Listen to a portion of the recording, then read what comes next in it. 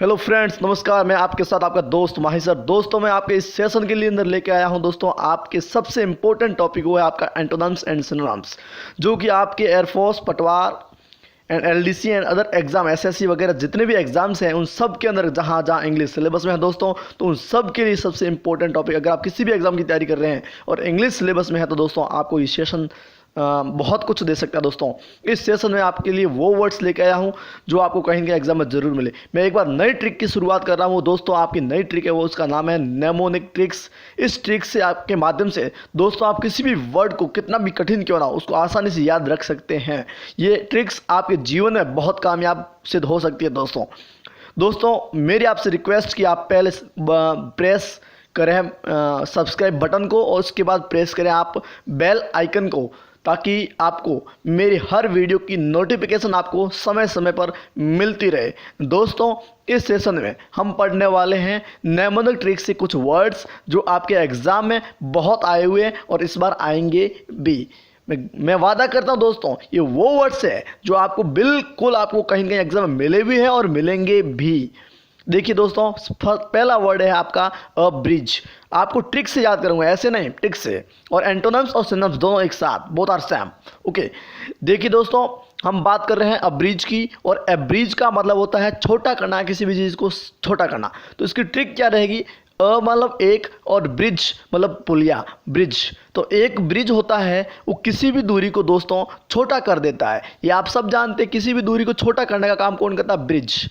तो देखिए इसके सिनोनिम्स देखिए, शॉर्टन, शॉर्ट का मतलब छोटा, शॉर्टन करना किसी को, डिक्रीज मीन्स घटा देना, डिमिनिश कर देना यानी कि घटा देना, और एब्रीवेट मतलब संक्षिप्त कर देना, छोटा कर देना। तो दोस्तों मुझे आशा है आपको ये वर्ड्स बिल्कुल समझ में आया और आएगा भी।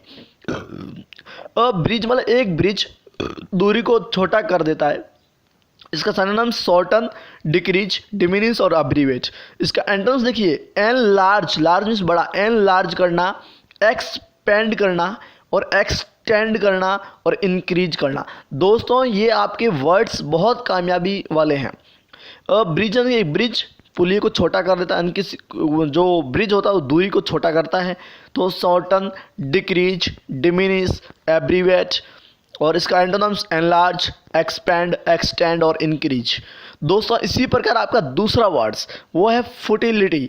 अब इसको कैसे समझे, कैसे याद रखें? तो देखो, फुटिलिटी यानी कि फूटी हुई बाल्टी हमारे कोई काम की नहीं, यानी कि फूटी हुए बर्तन, फूटी हुई चीज़ हमारे कोई काम की नहीं होती है, वो हमारे लिए दोस्तों बेकार होती है।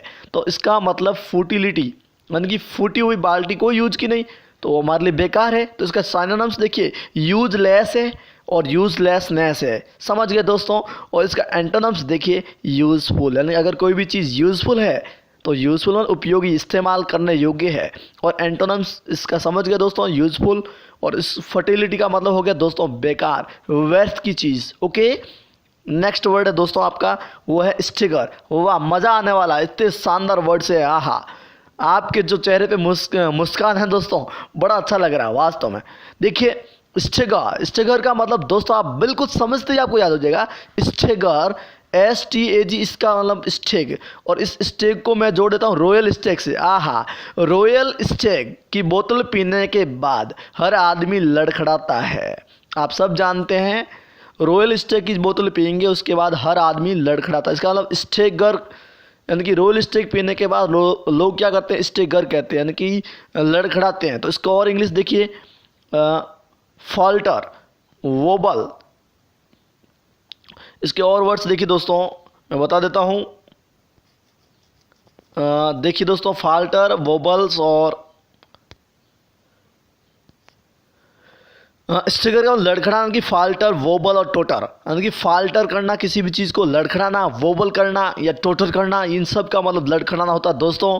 इसका एंटोनिम्स स्टे मतलब एक जगह ठहर जाना, और कंफर्ट मतलब बड़े आराम से रहना। दोस्तों आपका जो वर्ड दिया आएगा एग्जाम में, क्वेश्चन में, उस वर्ड को समझना बहुत मुश्किल होता है, लेकिन लोग कैसे समझते हैं आई डोंट नो। इसलिए मैं दोस्तों आप मेरे इस सेशन को देखोगे तो आपको समझ आएगा किसी वर्ड को कैसे समझना है, कैसे याद रखना है। अगला है ओबेस। और ओ बेस, अब बात आपको मजा आने वाला है। देखिए ओ बेस यानी ओ बेसे, अगर कोई आदमी बड़ा है, मोटा है, स्थूल का है तो उसको मैं कह सकता ओ बेसे। और ओ बेस का मतलब हो गया दोस्तों मोटा या स्थूल का है, यानी कि कॉर्पुलेंट, फैट और स्टाउट। समझ गए दोस्तों। इसका एंटोनिम्स थिन मीन्स पतला, एमेसिएटेड यानी कि बिल्कुल पतला, गॉन्ट पतला। तो दोस्तों ओ वैसे किसी को कहेंगे इसका लो आदमी मोटा है उसी को कहते हैं, तो कॉर्पुलेंट, फैट और स्टाउट। और एंटोनिम्स थिन, एमेसिएटेड और गॉन्ट। दोस्तों मुझे अच्छा लग रहा है, आप बस हंस रहे तो मुझे मज़ा आ रहा है।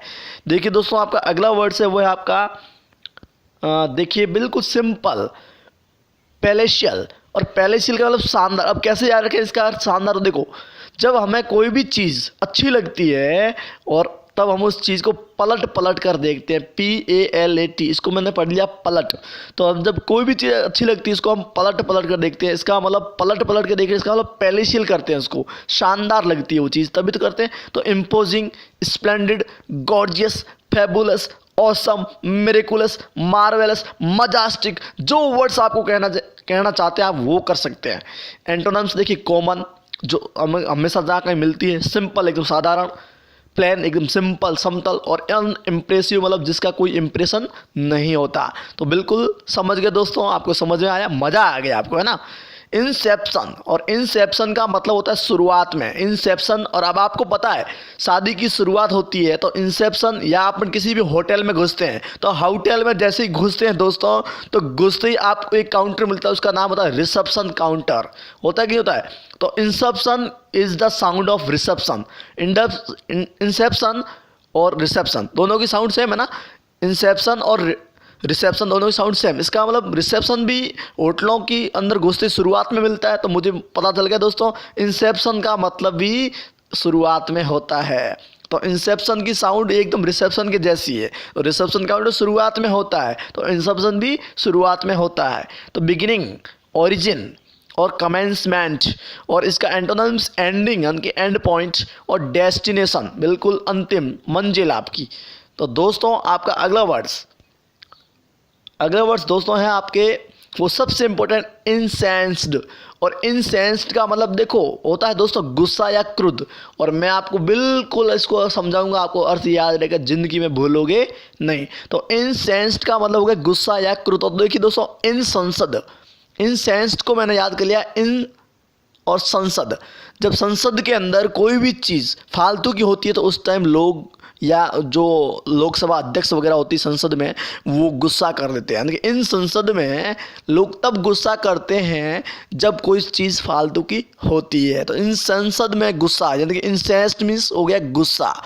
तो एंग्री, फ्यूरियस, इरेट, एनरेज और इंडिग्नेंट। वापस देखिए एंग्री करना, फ्यूरियस होना, इरेट होना, इनरेक्ट होना और इंडिग्नेंट होना दोस्तों। और एंटोनिम्स काम मतलब एकदम शांत, पीसफुल, क्वाइट, और इसका साइलेंट।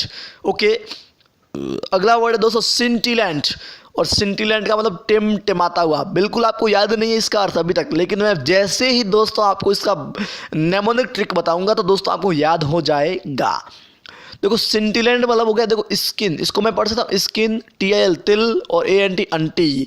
स्किन अंटी यानी कि अंटी के स्किन पे अगर आपको कोई तिल मिलेगा, जो स्किन मतलब चेहरे पे, तो अगर किसी के भी स्किन पे अगर जो तिल दिखता है तो तिल दूर से ही टिमटिमाता हुआ नजर आता है। तिल में समझ दोस्तों ब्लैक स्पॉट होता है।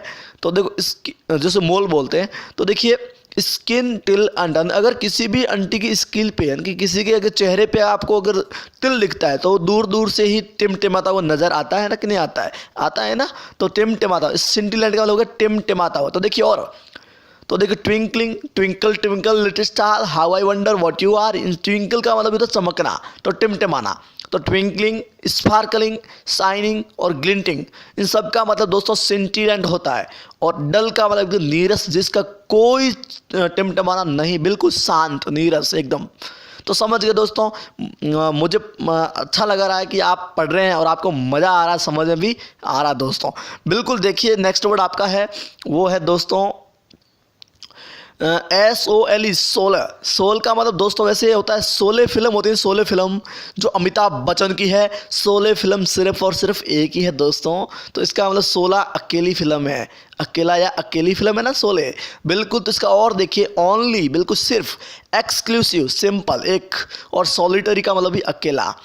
तो एंटोनिम्स देखिए, बोथ की दोनों, म्यूचुअल, आपके फेसबुक पे आता है म्यूचुअल फ्रेंड, तो टुगेदर का मतलब साथ साथ। तो इन सब का मतलब दोस्तों साथ साथ दोनों होता है, लेकिन शोले का मतलब अकेला या अकेले, यानी कि ओनली, एक्सक्लूसिव और सॉलिटरी होता है। ओके गाइस, बिल्कुल सिंपल। अगला है दोस्तों मैलेडिक्शन, और मैलेडिक्शन का मतलब दोस्तों श्राप या अभिशाप होता है। मैलेडिक्शन का मतलब श्राप या अभिशाप, यानी कि श्राप, मैलेडिक्शन। अगर कोई एक बार साधु या भिक्षु अपने घर में आता है और माता है, ए माँ ले, माँ मुझे कुछ दे, तब माँ बड़ी दिक्कत में आ जाती है, आती कि नहीं आती दिक्कत में। तो देखिए उसको बोलते हैं मैलेडिक्शन, यानी कि श्राप या अभिशाप।